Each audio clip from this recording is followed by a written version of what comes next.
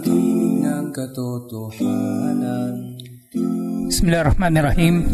Alhamdulillah Rabbil Alamin. Wassalatu wassalamu ala ashrafil anbiya'i wal mursalin Nabiyina Muhammadin wa ala alihi wa sahbihi ajma'in. Assalamualaikum warahmatullahi wabarakatuh.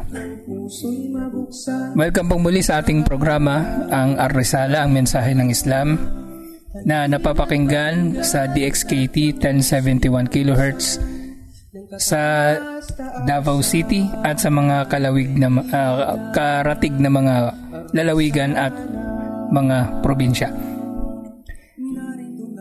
Sa gabing ito, inshallah, ay magkakaroon na naman tayo ng isang mahalagang pagtalakay sa isang usapin na may kinalaman sa mga pagdiriwang. Na bagaman ang pagdiriwang na matatalakay natin ngayon ay isang pagdiriwang na masasabi nating isinasangkot na pagdiriwang talaga ng mga Muslim. Dahil ito ay hindi pagdiriwang na ipinagdiriwang ng mga hindi Muslim o kaya hindi nanggaling sa kanila. Subalit ito ay isang pagdiriwang pa rin na kung titingnan natin sa esensya nito ay hindi maaari na baliwalain natin na merong mga tao na gumagawa nito dahil nga sa pangunahing kaida o patakaran o panuntunan sa Islam na ang lahat ng mga pagdiriwang ay may tuturing na isang uri ng pagsamba o ibada. At al-aslu fil ibadat at tahrim. Ang pangunahing kahatulan o panuntunan pagdating sa mga ibada, pagdating sa mga pagsamba ay ang pagbabawal dito. Na sa gabing ito inshallah ay matatalakay natin itong usapin na tinatawag na Al-Maulidun Nabi o ang kapanganakan ni Propeta Muhammad sallallahu alaihi wasallam na inaasahan ng mga tao na ipagdiriwang nila sa buwan na ito, ang Rabiul Awwal. Ngayon ay nasa ikasampu na tayo ng Rabiul Awwal at sa Sabado nga ito inaasahan nila na magaganap ang ika-12 ng Rabiul Awwal. At sa gabing ito ay kasama muli natin ang ating ustad para sa ating pagtalakay sa mahalagang usapin na ito. Kasama natin ngayon si Ustad Nuh Monares. Assalamualaikum warahmatullahi wabarakatuh, Ustad. Waalaikumsalam warahmatullahi wabarakatuh.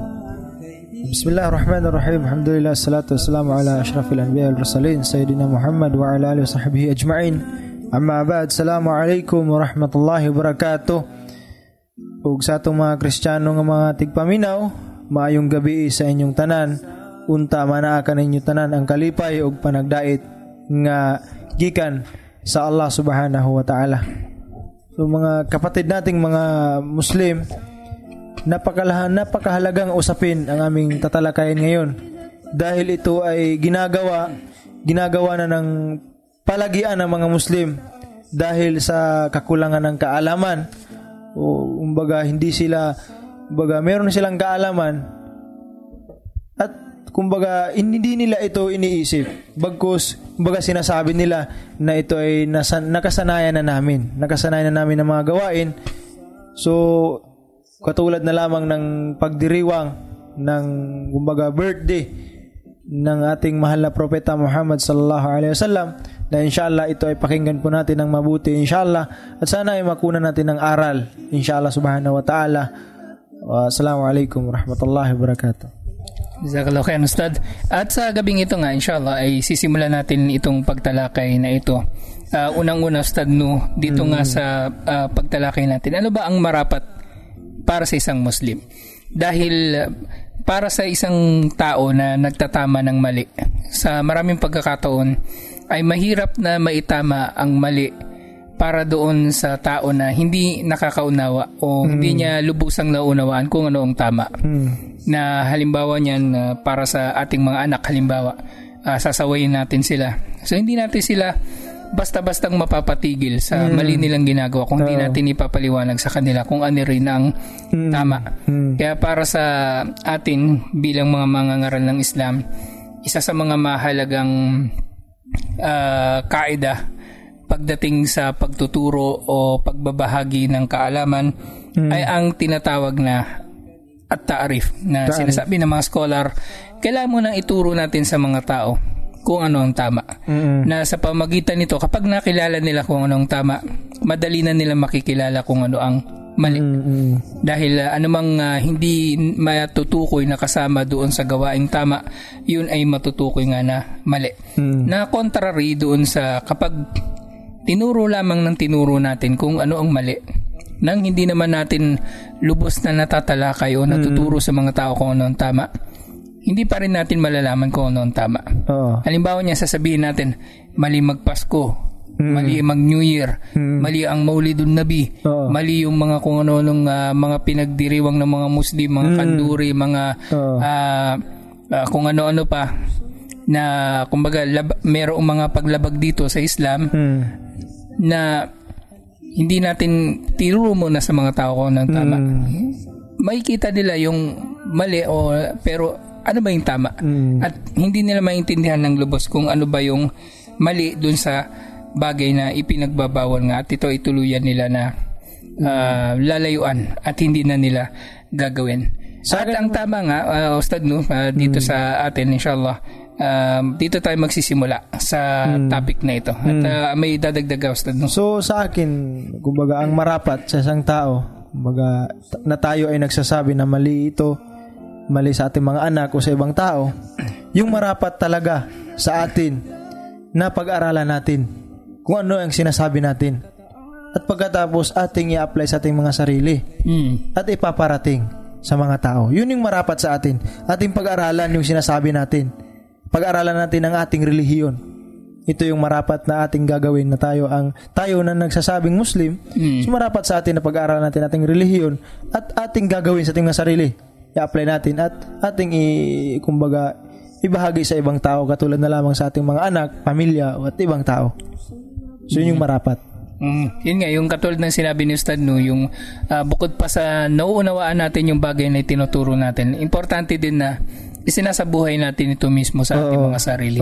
Dahil yung mga naunang mga akwam, yung naunang mga mga nasyon na sa atin, tinutukoy nga natin dito yung mga Hudyo at mga Kristiyano, nagkaroon sa kanila ng mga tao na nag-uutos ng kabutihan na hindi naman nila isinasabuhay ang kabutihan na ito.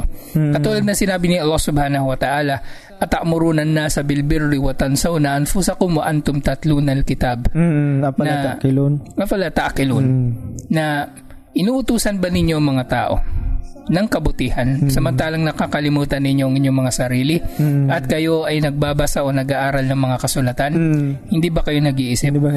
So, sinabi dito ni Allah subhanahu wa ta'ala, marapat para sa isang tao na nangangaral ng kabutihan, na isinasagawa niya muna yung kabutihan na kanyang ipinangangaral.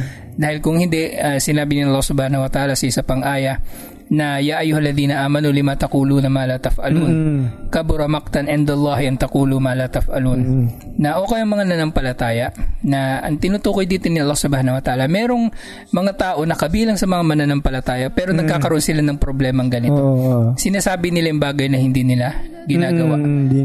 Na sinabi ni Allah subhanahu wa ta'ala, o kayong mga nanampalataya, bakit ninyo sinasabi yung bagay na hindi naman ninyo ginagawa? At malaking kasalanan sa pananaw ni Allah subhanahu wa ta'ala na magsasalita kayo ukol sa mga bagay-bagay na hindi naman ninyo ginagawa. At alhamdulillah, dito sa Mercy Center, na ang layunin natin ay ang kalat ng tunay na katuruan ng Islam. Alhamdulillah, tayo ang nangunguna na nagsasabuhay dito, na lumalayo tayo mismo sa mga gawaing bid'ah o mga gawaing pagdaragdag lamang sa relihiyon. Makabago. Pagdating sa mga usaping panrelihiyon. Alhamdulillah, noong mga nakalipas sa mga araw, na daanan natin itong mga usapin na may kinalaman nga sa bid'ah. Pero bago pa ito, ano ba ang marapat muna para sa mga Muslim? Unang-una dito, mga kapatid sa pananampalataya, at ganoon na rin sa mga tagapakinig nating hindi Muslim, ang unang marapat para sa mga Muslim sa relihiyon na ito ay ang sumunod kay Allah subhanahu wa ta'ala at sa kanyang sugo kay Propeta Muhammad sallallahu alaihi wasallam. Hindi maaari na mangibabaw ang anumang katuruan, no? Anumang utos sa utos ni Allah o sa utos ng kanyang sugo sallallahu alaihi wasallam. Katulad ng sinasabi ng mga scholar, la ta'ata lil makhluq fi ma'siyatil khaliq, na walang pagsunod sa nilikha kung mangangahulugan nito na susuwayin natin ang tagapaglikha. At unang-unang mababasa nating aya mula sa Quran, sinabi ni Allah subhanahu wa ta'ala, وَمَا كَانَ لِمُؤْمِنٍ وَلَا مُؤْمِنَةٍ إِذَا قَضَى اللَّهُ وَرَسُولُهُ أَمْرًا أَن يَكُونَ لَهُمُ الْخِيَرَةُ مِنْ أَمْرِهِمْ وَمَنْ يَعْصِ اللَّهَ وَرَسُولَهُ فَقَدْ ضَلَّ ضَلَالًا مُبِينًا. Allahu Akbar. Na sinabi ni Allah subhanahu wa ta'ala, hindi marapat para sa lalaki at babaeng mananampalataya na magkaroon sila ng pagpipilian kung susunod ba sila o hindi. Sa anumang iutos ni Allah subhanahu wa ta'ala at ni Propeta Muhammad sallallahu alaihi wasallam. Ibig sabihin ng aya na ito, ang marapat para sa atin ay ang sumunod. Dahil sino man ang sumuway kay Allah subhanahu wa ta'ala at sa kanyang sugo ay tunay na naligaw ng malayong pagkaligaw. At hindi lang ito basta-bastang pagkaligaw nga, malayong pagkaligaw so, ayon sa sinabi. Yan ang mga sakit. Yung sakit yan ng tao. Ngayon. Tsaka simula nun, sakit ng tao na kumbaga yun yung nangaligaw, kumbaga yung katulad ng mga Yahud at mga Nasara, mga Hudyo. Kasi kinukuha nila yung nagugusto nila at iniiwan nila yung hindi nila gusto, pinapalitan nila. So yun yung kumbaga, yun yung nakakasira sa paniniwala nila sa kaisahan ni Allah subhanahu wa ta'ala, kasi kinukuha lang nila yung mga gusto nila, katanggap-tanggap sa kanilang yung mga angkop sa kanilang mga hawa. Sa mga hawa o yung sariling pagnanais lang kanila. Pag hindi nila kayang tanggapin, is iniiwan nila, ay kumbaga hindi nila kinukuha. So yun yung malaking pagkakamali na sana is kukunin natin to ng mga akida o mga paniniwala o ating mga kumbaga pinaniwalaan natin na ito ay nakakabuti sa atin, is kukunin natin to. Kasi kung hindi natin kukunin to, na pipili tayo ng aya lang sa isang Quran at hindi natin to, kumbaga, yung ibang aya hindi natin tatanggapin, is kumbaga bilang to sa malaking kasalanan o kufur kay Allah subhanahu wa ta'ala. Kaya nga naalala ko yung sa pang-ayos, sinabi ni Allah subhanahu wa ta'ala, Ya ayyuhalladhina amanu udkhulu fis silmi kafa wala tattabi'u khutuwati syaitan innahu lakum aduwwun mubin. Subhanallah. Na sinabi ni Allah subhanahu wa ta'ala, o kayong mga nanampalataya, pumasok kayo sa Islam ng buong buo. Na ibig sabihin, papasok sa Islam ang mga kamay ninyo, ang katawan ninyo, ang paa ninyo, pati ulo ninyo, lahat-lahat, pati kaluluwa nyo. Na hindi natin iiwan ang anumang bahagi ng ating pagkatao sa labas ng Islam, na aakalain natin na meron tayong pwedeng kunin sa Islam at meron tayong pwedeng hindi kukunin sa Islam. Naisipin natin na ang Islam ay kumbaga isang bahagi lang ng buhay natin at ang ibang bahagi ng buhay natin ay wala sa Islam. Hindi ganito ang kahulugan ng Islam. Ang Islam ay sinasabuhay natin sa pangkalahatan ng ating buhay. Nasa bahay man tayo, nasa paaralan, nasa ating mga negosyo, kung ano pa mga ating pinagkakabalahan, sa buong araw at gabi, tayo ay magsasagawa ng katuruan ng Islam. At huwag natin susundin si Satanas. At hindi lamang pagsunod basta-basta kay Satanas. Sinabi ni Allah subhanahu wa ta'ala, huwag ninyong susundin ang hakbang ni Satanas. Na ibig sabihin, sa tinukoy din Allah subhanahu wa ta'ala, anumang bagay na mayroong bahid ni Satanas o may bahid ng kasalanan o pagsuway kay Allah subhanahu wa ta'ala, kahit hindi siya direktang pinagbabawal, kung ito naman ay magiging dahilan upang makagawa tayo ng pagbabawal, ito ay iiwasan natin. Iwasan natin si Satanas o ang mga hakbang ni Satanas dahil tunay na siya ay malinaw na kaaway ng mga tao. At saka ang Satanas ay hindi natin, kumbaga, ang Satanas ay mayroong mga Satanas nanggaling sa tao at sa mga engkanto. So dalawang klase. Katulad na lamang na sinabi ng Allah subhanahu wa ta'ala, ano ba yun? Sa aya na Suratun Nas. Ano ba yung aya na yun sa huli? Alladhi yuwaswisu fi sudurin nas minal jinnati wan nas. Ang kumbaga yung gumugulo o kumbaga bumubulong sa mga puso ng tao na gumawa ng kasalanan is yung nanggaling sa kumbaga sa mga tao, satanas ng mga tao at jin. Na so, ibig klaro, sabihin nito, pareho sila merong kakayanan na gawan tayo ng kasamaan o tayo ay iligaw. At isa pang sinabi ni Allah subhanahu wa ta'ala, isa pang mahalagang aya. Sinabi ni Allah subhanahu wa ta'ala, Innama kana qawlul mu'minina idha da'u Allah wa rasulahu liyahkum bainahum ay yaqulu sami'na wa ata'na wa ulaika humul muflihun. Na yaong mga mananampalataya, kapag nanalangin sila O kaya kapag yun nga, humiling sila o kapag tinawag sila ni Allah at ng kanyang sugo sallallahu alaihi wasallam Sallallahu alaihi wasallam. upang maghukom o maghatol sa kanila, ang dapat nilang sabihin ay sami'na wa ata'na. Nakinig kami at kami ay sumunod. At sila yaong mga muflihun. Sila yaong mga magtatagumpay. Wa may yuti illaha wa rasulahu wa yakhshallaha wa yattaqihi fa ulaika humul faizun. At sino man ang sumunod kay Allah subhanahu wa ta'ala sa kanyang sugo at magkaroon ng takot kay Allah, sila yaong mga magtatagumpay. Tsaka may isang ayatan na alala ko, Ustad Mujahid, na sinabi ng Allah subhanahu wa ta'ala, may yuti illaha wa rasulahu faqad faza fawzan adima. Sino-sino daw sa atin o sino-sino daw sumunod kay Allah subhanahu wa ta'ala at saka sa kanyang sugo na si Propeta Muhammad sallallahu alaihi wasallam ay talagang kumbaga siya ay nagtagumpay na malaking pagtatagumpay dahil ang kanyang ang ibibigay ni Allah subhanahu wa ta'ala gantimpala ay paraiso inshallah subhanahu wa ta'ala. So dito sa naunang dalawang aya na nabanggit natin, unang binanggit ni Allah, sino mang susuway kay Allah at sa kanyang sugo ay maliligaw ng malayong pagkaligaw. Samantalang yung susunod naman sa kanila ay magtatagumpay ng malaking tagumpay. At ngayon din sinabi ni Allah subhanahu wa ta'ala, sinabi niya, فَلْيَحْذِرِ الَّذِينَ يُخَالِفُونَ عَنْ أَمْرِهِ أَنْ تُصِيبَهُمْ فِتْنَةٌ أَوْ يُصِيبَهُمْ عَذَابٌ أَلِيمٌ.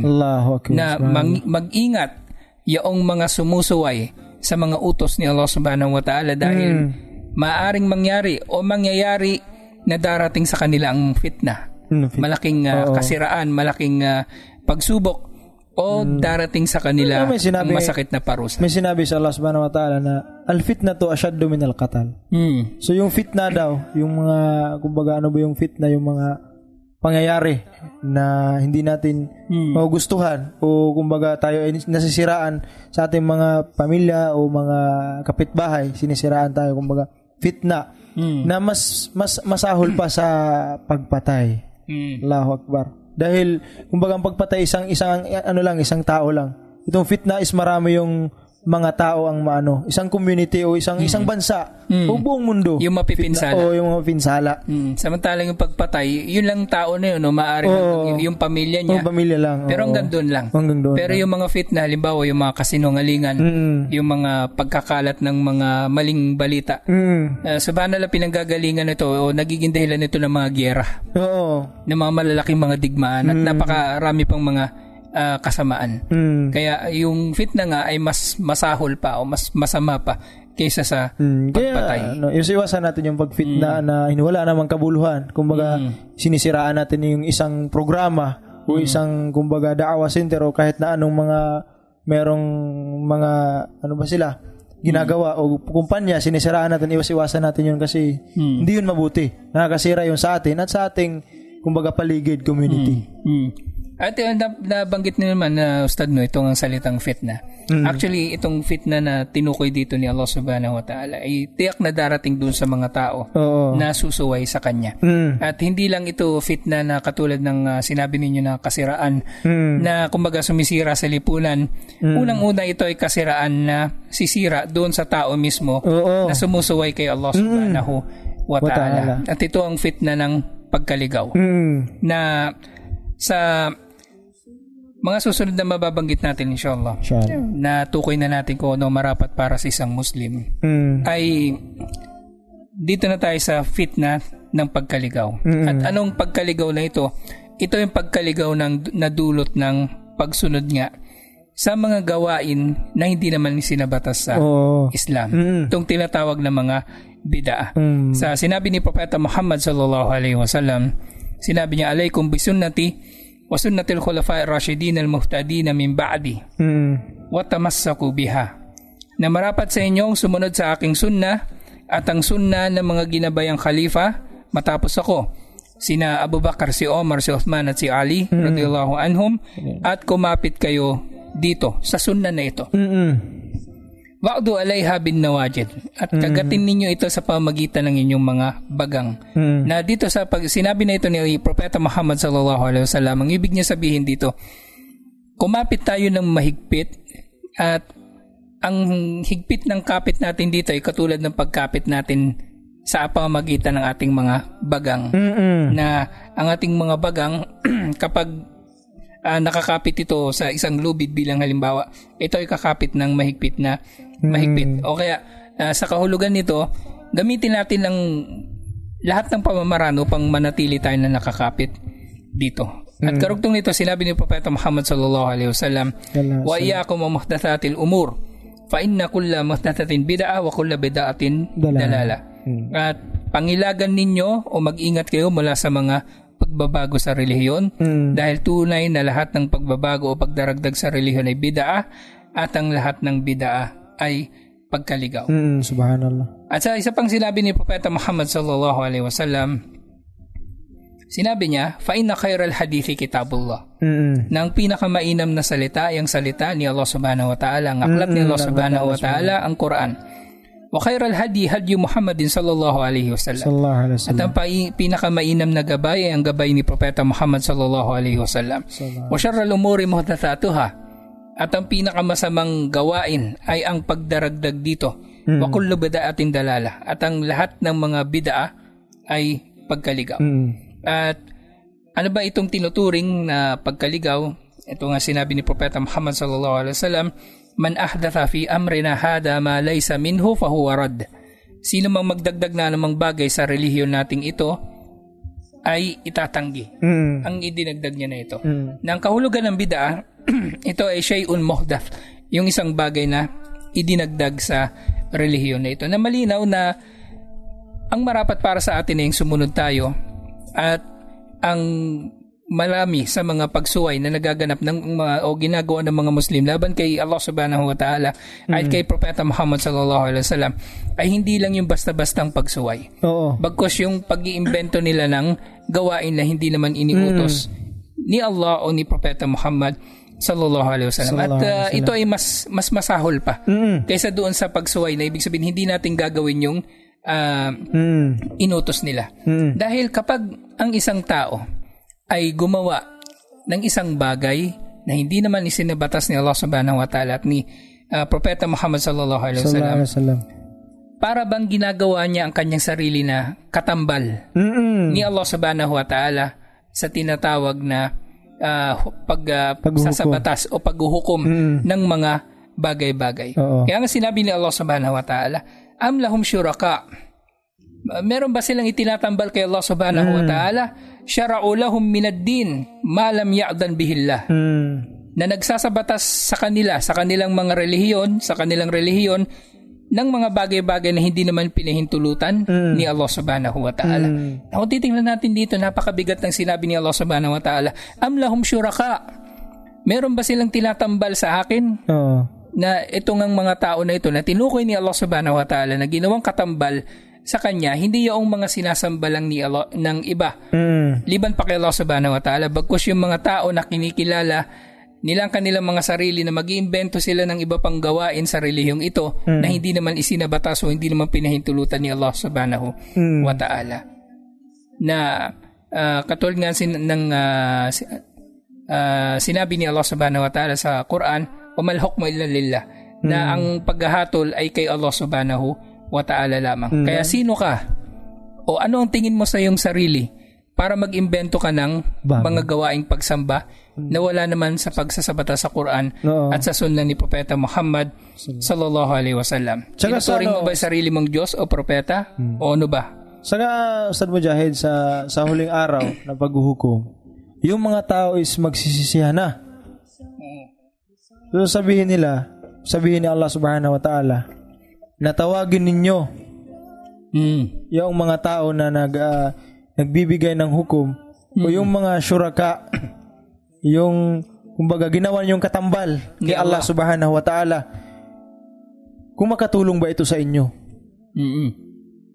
At ito ay hindi makakatulong sa kanila dahil ito ay kumbaga walang ibang makatulong sa kanila kundi ang Allah subhanahu wa ta'ala. So ang lahat, kumbaga kung tayo man ay gumagawa o kumbaga sinasabi ni Ustad Mujahid kanina na parang ginagawa na natin ating sarili na katambal ni Allah subhanahu wa ta'ala, na ito ay malaking mas masahol sa pagtanggi mo sa paggawa ng sunnah ni Prophet Muhammad sallallahu alaihi wasallam. at sa pagtanggi mo sa aya o sa utos ni Allah Subhanahu wa Ta'ala. Bakit? Kasi ginawa mong katambal yung sarili mo kay Allah Subhanahu wa Ta'ala. Magawa ka ng hukom na hindi naman ito sinabi ni propeta o hindi naman ginawa ng mga sahaba at hindi ipinag-utos sa atin ni Allah Subhanahu wa Ta'ala. Kaya tayo ay matakot kay Allah Subhanahu wa Ta'ala. Jazakallahu khairan, Stan.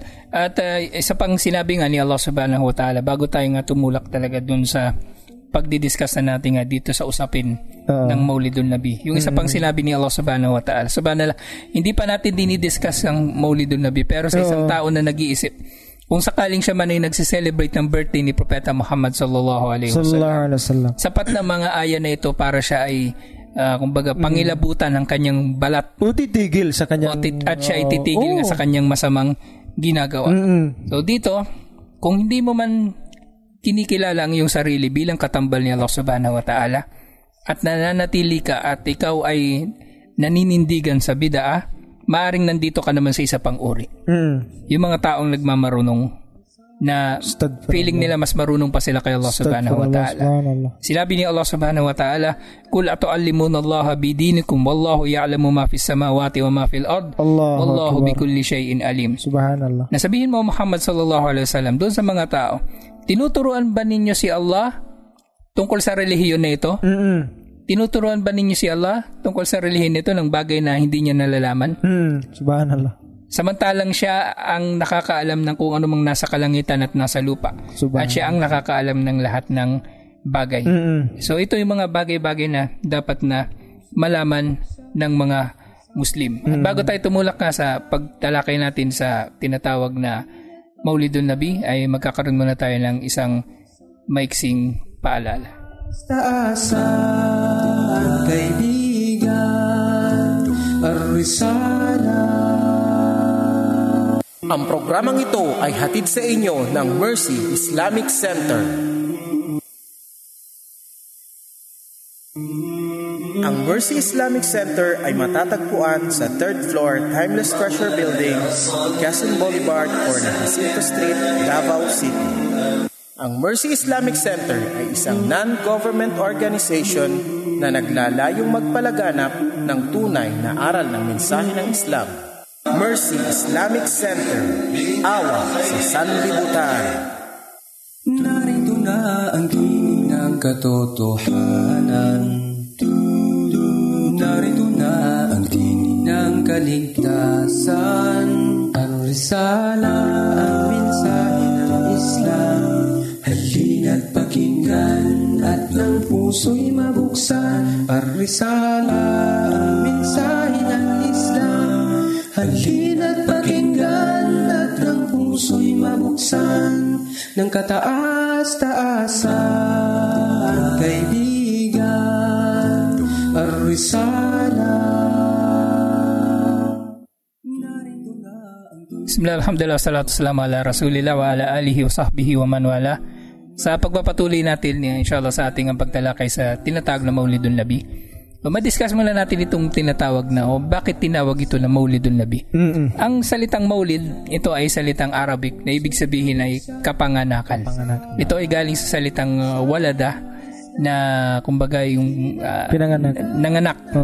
Na halimbawa nito yung doon sa Suratul Ikhlas, yung sinabi ni Allah Subhanahu wa Ta'ala, lam yalid wa lam yulad, na hindi siya nagkaanak at hindi siya ipinanganak. At ang Maulid, ito yung kumbaga yung pagkakataon o yung panahon kung kailan naganap yung kapanganakan. Halimbawa nito sa Arabic, pag sinabing maktal, ito yung panahon ng pagkakapatay. At iba pang mga salita na katulad nito. Sa Arabic, darpuz zaman. Na tinutukoy dito yung panahon. O ng isang pangyayari. At ang Maulidun Nabi, subhanallah, kung titingnan natin, babalikan natin ng mga aklat na sinulat ng ating mga ulama, at kung babalikan natin ang Quran at ang Sunnah, ay wala itong anumang batayan mula sa Quran at sa Sunnah. Bagos kung titingnan pa nga natin sa mga kasaysayan, ang naunang nag-celebrate ng tinatawag nga na ito na Maulidun Nabi o birthday ni Propeta Muhammad sallallahu alaihi wasallam. Sinasabi sa kasaysayan, fa innal Fatimiyin hum awwal man ihtafala bi dhikral Maulidun Nabawi. Subhanallah. Na yung mga Fatimiya daw o yung mga Shia sa Egypt, sila yung mga naunang nag-celebrate ng birthday ni Propeta Muhammad sallallahu alaihi wasallam. At natatala ng kauna-unahan nilang isinagawa ito ay noong 488 after ng Hijrah. O mahabang panahon na matapos ang kamatayan ni Propeta Muhammad sallallahu alaihi wasallam, matapos nang nawala ang mga sahaba at nawala na ang mga tabi'in at ang mga tabi'ut-tabi'in. Ibig sabihin, wala na rito ang mga salaf sa panahon na ito. At ang gumagawa nito, yung mga Shia na mga kaaway ni Allah subhanahu wa ta'ala na naimpluwensyahan ng mga tao na gustong sirain ang doktrina ng Islam. Na sabahan nila kung titingnan natin dito sa pangalawang bahagi ng ating programang ito sa pagtalakay sa Maulidun Nabi. Doon sa unang pagtalakay natin, malinaw na hindi tayo maaari magkakaroon ng iba pang gawaing pagsamba liban pa sa kung ano sinabata sa Quran at sa Sunnah ayon sa pagkakaunawa ng Ahlus Sunnah wal Jamaa at ng mga scholar nito. At pangalawa dito, nakikita natin na ang pagdiriwang na ito ng Maulidun Nabi na inimbento pala ng mga Shia. Napakalinaw na hindi natin ito dapat na ginagawa o hindi natin ito ginagaya. Pero nga, Ustad, no, sa kasamaang palad, meron kasing mga katwiran. Yung mga tao na sinasabi nila kung bakit nila pinagdiriwang ang Maulidun Nabi. At dito tayo mag-google inshallah ng mahabang oras para nang sa gayon ay dumating sa puso ng ating mga kapatid na mga Muslim ang tamang katuruan ng Islam ukol sa usapin na ito, ang Maulidun Nabi. At ilan sa mga kinakatwiran nila, Ustad, mabanggit muna natin ang mga ito bago natin matalakay ng mas malalim. Unang-una, sinasabi ng mga tao, ginagawa nila ito dahil sa pagmamahal nila kay Allah at sa Propeta Muhammad sallallahu alaihi wasallam. Na wala silang masamang hangarin liban na lamang sa pagmamahal nila. Pangalawa, ginagawa namin ito kasi nakagawian namin ito. Subhanallah. Nakita namin ginagawa ito ng mga lolo namin, mga tatay namin. So kayo mga balik Islam, kayo na nangangaral ng Islam, mas marunong pa ba kayo sa kanila? At pangatlo, sinasabi ng mga tao, wala namang haram dito sa ginagawa namin. Masaya naman kami dito, wala namang alak, wala namang sigarilyo. Kain-kain lang. Kumakain lang, wala namang nagsasayaw, wala namang kanduri lang. Bibidyoke. May kanduri lang. Bakit nyo sasabihin bawal ang Maulidun Nabi? At yan mga usapin na yan na lilinawin natin inshallah. Pero bago yan, kasama natin dito mashallah isang bisita natin. Kasama natin ngayon si brother, ano ba talaga tuloy mo pangalan niya? Jopet Demuna, mula pa sa Tagum City. Assalamualaikum warahmatullahi wabarakatuh. Assalamualaikum warahmatullahi wabarakatuh. Lahat.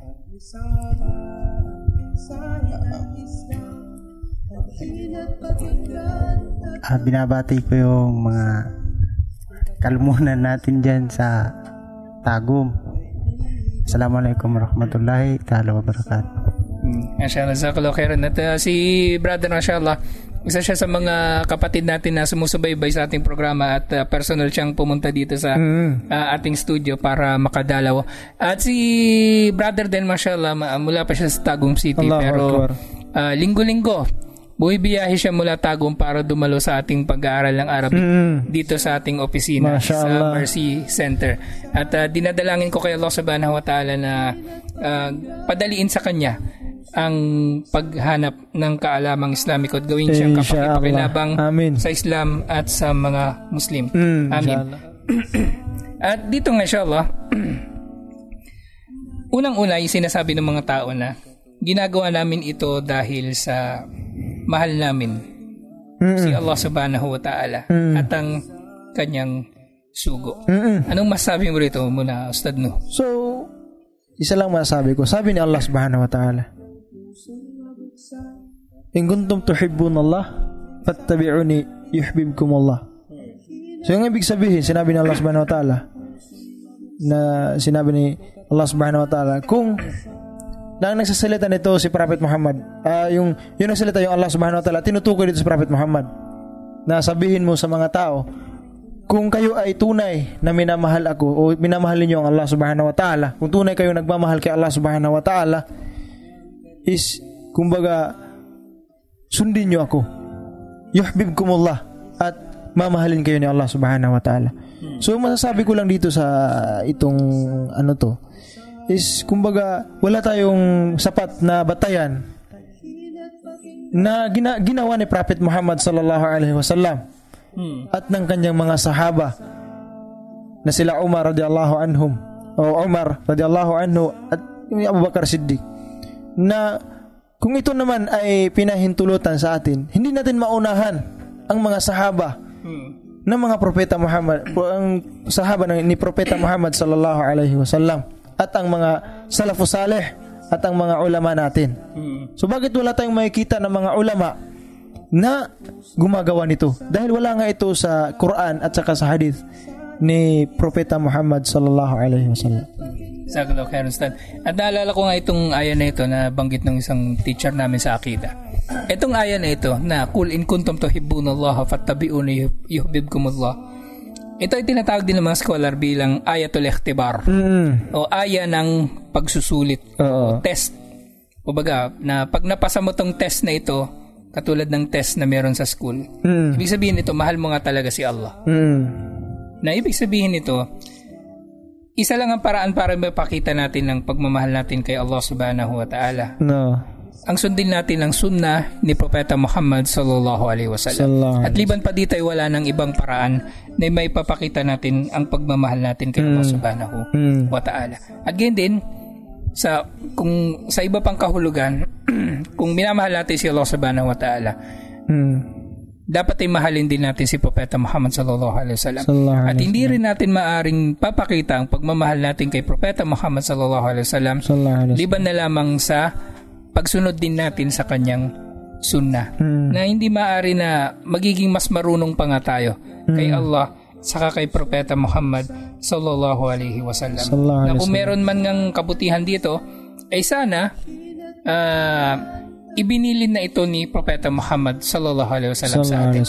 Kaya nga sinabi niya bago siya mamatay, taraktu fikum shay'in. Iniwan ko sa inyo ang dalawang bagay, ang Quran at ang Sunnah. Na kung meron mang kabutihan sa pagse-celebrate ng kanyang birthday, ay sana si Propeta Muhammad sallallahu alaihi wasallam mismo ang nag-celebrate ng kanyang birthday. At hindi nga niya ito ginawa. At sino ang mas nagmamahal kay Propeta Muhammad sallallahu alaihi wasallam? Tayo ba o si Abu Bakar Siddiq radhiyallahu anhu? Si Abu Bakar Siddiq radhiyallahu anhu, sa sobrang pagmamahal niya kay Propeta Muhammad sallallahu alaihi wasallam, binigay niya yung buong kayamanan niya kay Propeta Muhammad sallallahu alaihi wasallam. Nung nandun sila sa kuweba, tinakpan niya yung mga butas para hindi lalabas doon yung ahas. Nung papunta sila sa hijra papuntang Madina, wala na siyang natirang tela na pantatakip sa butas. Ang pinantakip niya yung paa niya. At kinagat nga ng ahas yung paa niya, tinuklaw ng ahas. Pero sa kabila ng sakit na nararamdaman niya, ayaw niya na mabulabog ang tulog ni Propeta Muhammad sallallahu alaihi wasallam, kaya tiniis niya ang sakit at hindi niya ginising si Propeta Muhammad sallallahu alaihi wasallam para sabihin na siya ay tinuklaw nga ng ahas. So subhanallah, ganito kamahal ni Abu Bakar Siddiq radhiyallahu anhu si Propeta Muhammad sallallahu alaihi wasallam, pero hindi siya nag-celebrate ng birthday ni Propeta Muhammad sallallahu alaihi wasallam. At every time merong inilalapit kay Abu Bakar Siddiq radhiyallahu anhu na issue, ang lagi niya sinasabi, inni muttabi wa lastu bimubtadi. Na tunay na ako ay tagasunod ni Propeta Muhammad sallallahu alaihi wasallam at hindi ako taga pagdagdag sa relihiyon na ito. Yun nga, babalikan natin kung if ever merong mga kapatid tayo na hindi nila napakinggan yung unang parte ng ating programa.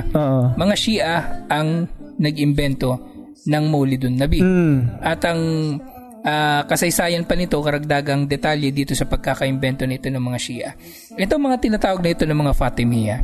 Sila ay mga Shia na nandoon sa Egypt at sila ay mayroong sabuatan sa mga Crusaders o yung mga Europeans na mga Kristiyano na gustong sumakop sa Jerusalem. At actually, sila ay mga nagkanulo sa mga Muslim ng ilang beses na. At ang pag-celebrate na ito nila ng Maulidun Nabi ay bilang paggaya sa tradisyon ng mga Kristiyano ng pag-celebrate din ng birthday Ni ni Jesus Isa Christ. alayhis salam na sinasabi nga nila ng December 25 at ito nga ay nangyari last week doon sa tinatawag nila na Pasko. Na subhanallah, sino bang sunna o kanino bang sunna ang sinusunod mo pag nag-celebrate ka ng Maulidun Nabi? Sunna ng Christian. Ang sunna ng Christian at ang sunna ng mga Shia. Allah. Hindi ang sunna ni Propeta Muhammad sallallahu alaihi wasallam. Waliyadu billah. Nagpapakupkop tayo kay Allah subhanahu wa ta'ala mula sa mga ganitong pagkaligaw na napaka-obvious na kumbaga may kasabihan sa Tagalog, kumbaga nandiyan na sa harapin mo, tutuklawin ka na ng bagay na hinahanap mo, hindi mo pa nakita.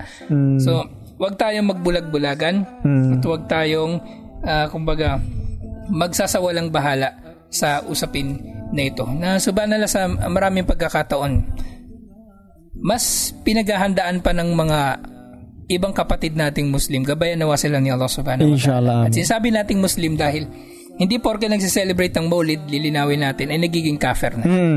Hindi porke nag-celebrate ng Maulid ay nagiging kafir na. Nakakagawa sila ng bid'a, pero ang bid'a nito inshallah ay hindi pa umaabot doon sa antas ng bid'a mukaffirah. O yung bid'a na dahilan nito ay nagiging, dahil dito ay nagiging kafir sila. Lilinawin natin ito dahil minsan meron tayong mga kapatid na yung mainit ang dugo. Mainit ang dugo. O mga extremist na may marinig lang silang ganito, binibigyan kagad nila ng ibang kufur talaga. Hindi ganun. Muslim pa rin sila, gabayan nawa kayo ni Allah subhanahu wa ta'ala. At ang nais namin para sa inyo ay kabutihan sa mundong ito at sa kabilang buhay. Inshallah. So ito nga ay bid'a. Subhanallah, merong mga kapatid tayo, mas pinaghahandaan nila ito kaysa sa Idul Fitr o Idul Adha. Allahu Akbar, subhanallah. So kung merong mga kapatid tayo na mas masaya sila sa Pasko o sa bagong taon kaysa sa Idul Fitr at Idul Adha, meron namang mga Muslim din na mas masaya sila sa Maulidun Nabi. Waliyadu billah. Na subhanallah, sa ganitong mga pangyayari, doon sa mga extreme na sitwasyon, merong mga tao na pag-alaman ko, narinig ko rin ito sa isa sa mga sheikh namin sa Riyadh. Sinabi niya, merong mga tao na kabilang doon sa mga ligaw ng mga sekta. Yun nga, yung mga Sufi, na naniniwala na tuwing Maulidun Nabi at tuwing Al-Isra wal Mi'raj at yung mga Nisfu Sha'ban at yung mga pagdiriwang nila, naniniwala sila na kapiling nila si Propeta Muhammad sallallahu alaihi wasallam. Kaya nagbibigay sila ng iba yung pagbibigay ng panahon, ng pagod at pagsisikap ng mapaganda ang mga pagdiriwang nila na ito. At ito ay tunay na mapanganib at maaring ang mga ito ay malaglag pa nga o matungo pa nga sa kufur na tinatawag o yung mga bid'a mukaffira na tinatawag nga ng ating mga scholar. Kaya itong mga gawain na ito, inshallah mga kapatid sa pananampalatayang Islam, so kung mahal natin si Allah subhanahu wa ta'ala o si Propeta Muhammad sallallahu alaihi wasallam, ay sundin natin ang sunnah at huwag nating sundin ang bid'a. O yung pangalawang katwiran naman nila, Ustad, no? Ito nga, nakagawian na namin ito. Nakagawian na. Nakita namin ito sa aming mga lolo, lola, mga yung ibang kapatid natin sa banal na nagiging emotional sila pagdating dito. Subhanallah. Na parang pagka binanggit mo yung tama, parang ang kahulugan nito, binabastos natin yung lolo, mga ninuno nila. At hindi ito ang nais natin dito. Bagos ang nais natin dito ay ang kabutihan at ang gabay. At anong masasabi mo rito, Ustad, no? Doon sa mga nangangatwiran na nagse-celebrate ng Maulidun Nabi dahil sa nakagawian daw nila ito. So, alhamdulillah. So, itong mga bagay na to, itong nakagawian natin, iwag natin, kumbaga, kung tayo man ay nakagising dito, nakagising tayo na tayo ay may, kumbaga, example natin, sa ating mga mukha na tayo may mga, kumbaga, may mga, ano ba yung tawag dun sa, sa Tagalog, yung muta, yung mga laway o mga dumi sa mukha, is kailangan nating hugasan. So, kumbaga kung nakagawian na natin o kumbaga nagisnan na natin ang gawain ito, so kung nalaman na natin ang tunay na katuruan ni Prophet Muhammad sallallahu alaihi wasallam, dahil sinasabi natin kasi ano na namin to na nasanayan na. So, kung nalaman na natin yung tunay na katuruan ni Prophet Muhammad sallallahu alaihi wasallam at ni Allah subhanahu wa ta'ala, is iiwan na natin to ng mga gawain na to. Dahil ito ay, kumbaga, malaki ang kasalanan. Kabilang sa mga pagbabago sa relihiyon. Kailangan nating iwan o wag nating sabihin na kami ay nandito na o ito yung sa aming mga ninuno. Sino ka ba na magsabi sa amin na ganito? Na bago ka lang sa Islam. O bago ka lang, baga sinasabi ng ating mga nakakatanda sa atin na bago ka lang nag-aaral ng relihiyong Islam, kami ay tagal na. Ilang taon ka na ba? Ako 60, 80 na ako. Muslim. Ikaw, ilan ka bago ka pa lang pinanganak? Kami ay nasa ano na. Na kumbaga papauwi na kayo, patungo pa lang. Oo. Saka yung sinasabi ng iba, nauna pa kami sa duyan at nahuli na kayo. Pero kumbaga walang ganun sa relihiyong Islam. Kung ano yung tama, walang matagal sa relihiyong Islam at walang bago. Walang matagal at walang bago. Ang pinakamainam is pag-aralan ng relihiyong Islam. At ang pinakamainam kay Allah Subhanahu wa Ta'ala, yaong mga taong may tunay na pagkatakot kay Allah Subhanahu wa Ta'ala. Kaya mga kapatid, payo ko lang sa aking sarili at sa inyo, kung ito man ay nakagawian na natin, is kung nalaman na natin ngayon, inshallah, na yung tunay na katuruan ni Prophet Muhammad sallallahu alaihi wasallam, at huwag nating sabihin na, kumbaga, matagal na ito. Bakit sinasabi niyong bid'ah? Sino yung mas una? Yung mga lulo nyo o yung Prophet Muhammad sallallahu alaihi wasallam? Mas una yung Prophet Muhammad sallallahu alaihi wasallam kaysa mga lulo nyo. Ilang taon ba yung lulo nyo? Si Prophet Muhammad sallallahu alaihi wasallam, ilang taon, ilang years na ba? Ang lumipas. 1,400 na. Ang tagal na. Yung hadith at yung Quran, saan yung mas matagal? Yung paniniwala ng lulo mo na kailan lang sa Pilipinas, 16th century dumating ang mga Muslim sa Pilipinas. At tingnan mo yung Prophet Muhammad, ilang taon, mahigit 1,000. So, iwan na natin yun ng mga gawain. Kasi, yun yung nakakasira sa atin, sa ating paniniwala. At yun yung, kumbaga, isang dahilan na, kumbaga, bakit doon tayo mag-question sa araw ng paghukom. At yun yung dahilan na makapasok tayo sa apoy ng impyerno. Subhanallah. Kaya iwan natin. Allahu Akbar. Jazakallahu khairan, Ustad. At yun nga, isa pang sinabi ni Allah Subhanahu wa Ta'ala ukol dito. Sinabi niya, wa anna hadha sirati mustaqiman fattabi'uhu wa la tattabi'us subula fatafarraqa bikum an sabili. Dalikum wasaqum bihi la'allakum tattaqun. Sinabi ni Allah Subhanahu wa Ta'ala, ito ang aking matuwid na landas. Sundin ninyo ito at huwag kayong susunod sa iba pang landas. Kahit landas pa yun ng yung lolo. Huwag kayo susunod sa iba pang landas dahil sa pamamagitan nito ay magkakahiwa-hiwalay kayo o mahihiwalay kayo mula sa aking landas at ito ang iniuutos ko sa inyo. Itong iniuutos ni Allah Subhanahu wa Ta'ala sa atin upang sa gayon tayo nawa ay magkaroon ng takot. So si Brother Jopet naman, matanong natin inshallah. So meron ka ba mga subhanallah, uso ito kahit saan, mga nagdiriwang ng Maulidun Nabi, ano bang ginagawa nila pag pinagdiriwang nila Maulidun Nabi? Ang nakikita ko nagsasayawan, nagkakantahan sila may nakita kong ganun sa internet. Hindi ko alam kung ano yun sekta, pero nakita ko may mga ginamit silang instrument, musical instruments, na gitara, tapos nagkakantahan. Yun ang sigurado ka Muslim yun? Baka iba yun. Kasi yung unang intro nila Bismillah yun kinakanta.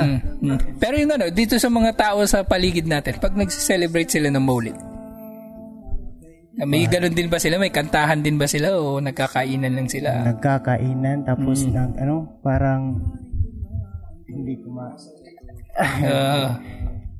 masabi siguro. Wala ka naman nakita sa kanila na yung wala extreme naman. Kumbaga. Jazakallahu khairan. At dito na nga tayo tutungo, Ustad, dito sa pangatlong katwiran nila. Kasi malinaw sa ibang mga nagse-celebrate ng Maulid, meron silang pagsuway na ginagawa.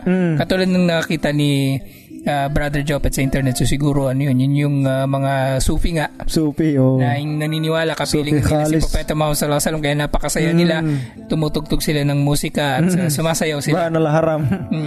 Pero meron tayong mga kababayan, sinasabi nila, nag-celebrate kami ng Maulid, pero wag niyo naman kami pagalitan kasi wala namang ginagawang haram. Wala namang ginagawang haram. Wala namang music. yung mga babae nandun naman sa kabilang kwarto. Yung mga lalaki dito, walang ikhtilat, walang pagkakahalo-halo ng lalaki tsaka babae. Kain-kain. Yung mga babae nakahijab, nakanikab. At yung mga lalaki nandito, maayos yung suot nila. Walang alak dito, walang sugal, walang kahit ano. Ilang mahal namin si Propeta Muhammad sallallahu alaihi wasallam. Kaya wag nyo kaming pagalitan. At ano bang masabi mo rito, Ustad No? So, subhanallah, itong mga gawain na to is, kumbaga, hindi naman kami nagalit sa inyo. Kami lang po ay nagpapayo lang po sa aming mga sarili at sa inyo din.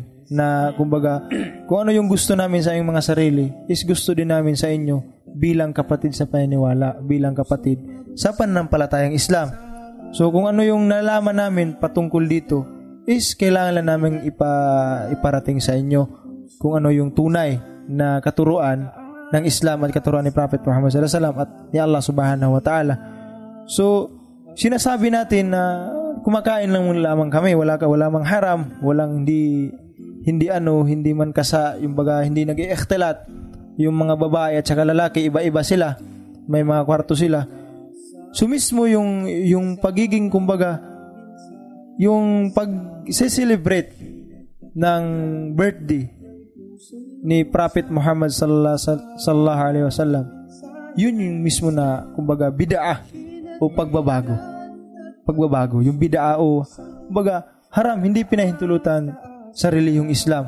Kahit si Prophet Muhammad sallallahu alaihi wasallam ay hindi niya ito ginawa, o yung mga sahaba niya, tulad ng nasabi natin kanina, na hindi nagawa ng mga sahaba at ni Propeta Muhammad sallallahu alaihi wasallam. So mga kapatid, hindi po kami nagagalit sa inyo. Kami po ay nagpapahiwatig o nagpapaalam lang po sa tunay na katuruan. At sana po ay maintindihan nyo, ipaintindi ni Allah subhanahu wa ta'ala sa inyo ang tunay na katuruan ng Islam, inshallah subhanahu wa ta'ala. So, ganun lang. Okay, zagalaw kayo, Ustad. At dito nga, mababasa natin yung sinabi ng mga scholar tungkol dito sa ganitong katwiran na wala namang haram.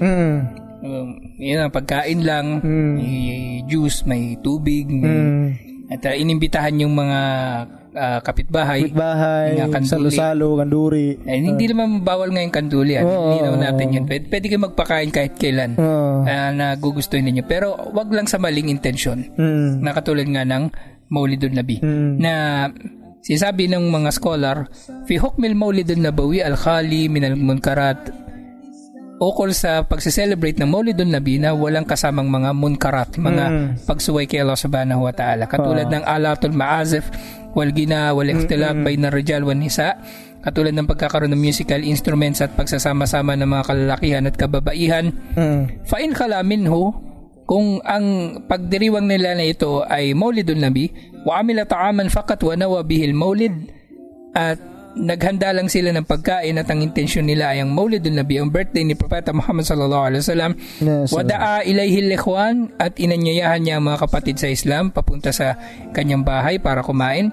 Wasalima min kulli ma taqaddama dhikra, at malinis ang pagtitipon na yun mula sa mga munkar na nabanggit natin kanina, music, ikhtilat at iba pa. Fa huwa bid'atun bi nafsi niyatihi faqat. Ito ay bid'a pa rin sa intention pa lang niya. Intention. Ibig sabihin, intention mo pa lang, haram na, lalo na kung dadagdagan mo pa ito ng mga gawaing nagmula sa maling intensyon, ang Maulidun Nabi, kaya haram pa rin ang iyong pagpapakain. Subhanallah. Idh inna dhalika ziyadatun fid din. Bagkus yun ay pagdaragdag sa relihiyon.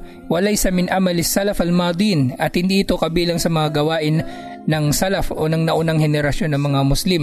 Wattiba'us salaf awla, at ang pagsunod natin nga sa salaf, sa mga naunang henerasyon ng mga Muslim, ay higit na marapat natin sundin. Hindi kung ano lang yung uso. Hindi kung ano yung nakikita natin sa lolo natin. Kaya katulad na sinabi ni Ustad No, nauna sa atin ng Propeta Muhammad sallallahu alaihi wasallam, ang mga sahaba, sila ang sundin natin. Dahil mas matanda sila. Mas malapit sila kay Propeta Muhammad sallallahu alaihi wasallam kaysa sa sino pa man na maaring nakilala natin. Bagkus sinabi pa nga dinagdag ng mga scholar, bal aujabu min an yazidu niyatun mukhalafa lamma kanu alay. Bagkus ang nagiging dulot din nito ay ang pagiging malala ng kanyang nila yun dahil doon sa mga dinagdag pa niyang ginawa.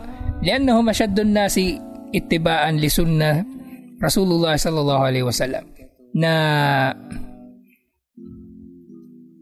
ang pagsunod natin sa mga salaf ay marapat dahil sila ang pinakamahigpit sa pagsunod sa sunnah ni Propeta Muhammad sallallahu alaihi wasallam, wa ta'dhiman lahu wa li sunnatihi sallallahu alaihi wasallam, at sila ang pinakamatindi sa pagdakila sa sunnah ni Propeta Muhammad sallallahu alaihi wasallam. So ibig sabihin wala nang makakatalo sa kanila pagdating nga dito sa pagsunod kay Propeta Muhammad sallallahu alaihi wasallam. Kaya nga merong tinatawag na manhajus salafi o tinatawag na as-salafiyya o ang pagsunod sa kaparaanan ng salaf, ang pagiging kabilang o ang pagiging tagasunod ng manhajus salafi o ang as-salafiyya ay hindi ito mangahulugan ng pagkakaroon ng bagong sekta. Kasi ang mga tao na ligaw, subhanallah, yung mga kaaway ng Islam lalong-lalo na, nag-iimbento sila ng mga pangalan na ipipintas nila laban doon sa mga tao na nangangaral ng tunay na katuruan ng Islam. At ginagamit nila yung mga salitang Wahabi para Shabab. Yung Shabab para sabihin na yung mga taong yan, galit yan sa lahat ng tao. Para sa kanila walang ibang tama, sila lang. Hindi ito ang kahulugan ng pagsunod natin sa mga salaf, yung ibinibintang nila. Hindi ito yun.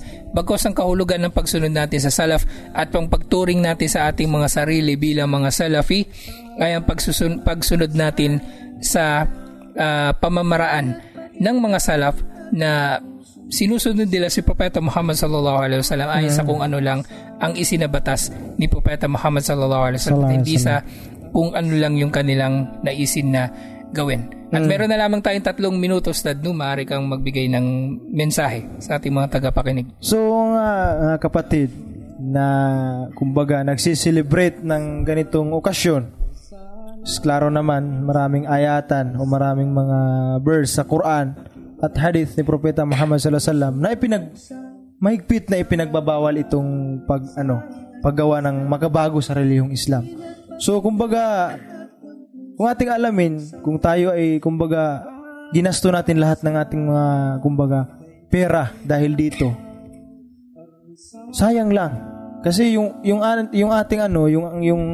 yung asal ng ating kumbaga ibada, kasi ibada sinasabi nila ibada o yung lahat ng kumbaga pag celebrate ay ibada. So tinuturing ng mga taong gumagawa nito ay ibada ito. At ito ay hindi ibada. Ito ay makabago sa relihiyon at ito ay kumbaga bawal sa relihiyong Islam at hindi ginawa ni Prophet Muhammad sallallahu alaihi wasallam. So ang asal nito ay haram o bid'ah. So ang ating kumbaga sayang lang ating pera na pinapakain sa kanila dahil hindi tayo na bibigyan ng reward ni Allah subhanahu wa ta'ala. Nasasayang lang. Kakasala pa. O kakasala pa tayo. Hindi tayo nabibigyan ng reward at tayo ay nagkakasala pa. Allahu Akbar. Kaya marapat sa ating mga Muslim na iwan na natin ang mga gawain ito kasi ito ay kabilang sa mga mungkar na mga gawain na hindi ka nais-nais kay Allah subhanahu wa ta'ala, na ito ay kumbaga hindi niya kinalulugudan. At si Propeta Muhammad at kanyang mga sahaba ay hindi tayo kumbaga inutusan ito. So siguro sa lahat ng mga nakinig, inshallah sana isubaybayan ninyong programa na ito. At wassalamualaikum warahmatullahi wabarakatuh. Jazakallahu khairan, Ustad. At inshallah itutuloy natin ang pagtalakay natin ito tungkol sa Maulidun Nabi dahil bukas naman inshallah abangan ninyo, tatalakayin naman natin ang iba pang sinasabi ng mga scholar ukol sa mga pagdiriwang na ito ng Maulidun Nabi. At hanggang bukas sa susunod nating broadcast, jazakumullahu khairan at isang magandang gabi sa ating mga tagapakinig na hindi pa mga Muslim. Wassalamualaikum warahmatullahi wabarakatuh. At ang puso'y mabuksan ng kataas-taasan, kaibigan, Ar-Risala.